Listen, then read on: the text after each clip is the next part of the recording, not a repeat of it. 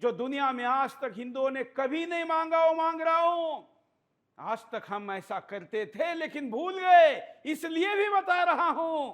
जी हां, मैं आज कह रहा हूं, जिस आधार पर हिंदुस्तान का विभाजन करके पाकिस्तान मांगा था, ध्यान रखना, जिस आधार पर हिंदुस्तान का विभाजन करके पाकिस्तान मांगा था, उसी आधार पर मैं कह रहा हूं बांग्लादेश का विभाजन करके हिंदू देश बनाया जाए। ये जो तर्क इन्होंने उस समय में दिए थे, वो सारे तर्क आज लागू होते हैं।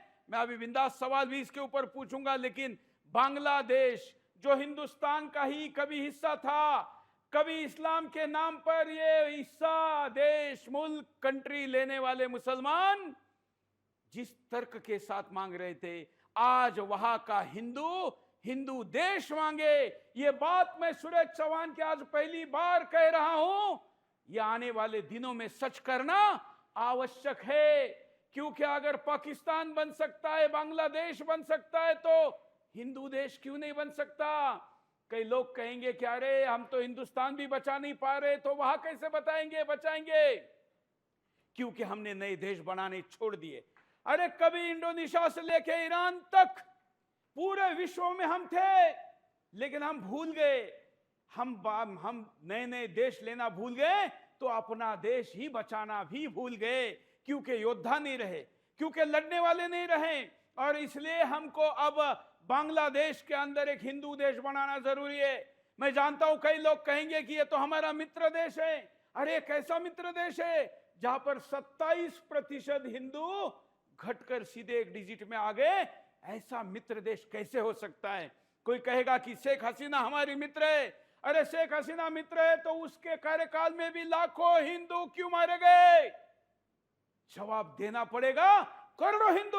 करोड़ों मुसलमान हिंदुस्तान में क्यों घुसाए गए? जवाब देना पड़ेगा। और इन सभी समस्याओं का एक ही समाधान है, वो है बांग्लादेश को विभाजन करके, काट करके एक नया हिंदू देश बनाना। इसका नक्शा भी आपके सामने है, जरा होल्ड करिए। यहां पर ये बांग्लादेश है, इसको दोबारा लीजिए, ये बांग्लादेश है। और इस बांग्लादेश का हिंदुस्तान के बगल का जो क्षेत्र है, एक और जरा दूसरा मैप है उसको भी दिखाएंगे, ये हिंदुस्तान का अंदर का ही क्षेत्र है। पूरे हिंदुस्तान के नक्शे में अगर हम देखेंगे तो ये बंगाल और इस वाले क्षेत्र में आता है, लेकिन उसके बगल में ही अब बांग्लादेश काटकर हिंदुस्तान बनाया जाए, क्योंकि 1,30,00,000 से ज्यादा की आबादी बांग्लादेश में है। और ये हिंदुस्तान और बांग्लादेश के बीच का बफर कंट्री भी रहेगा।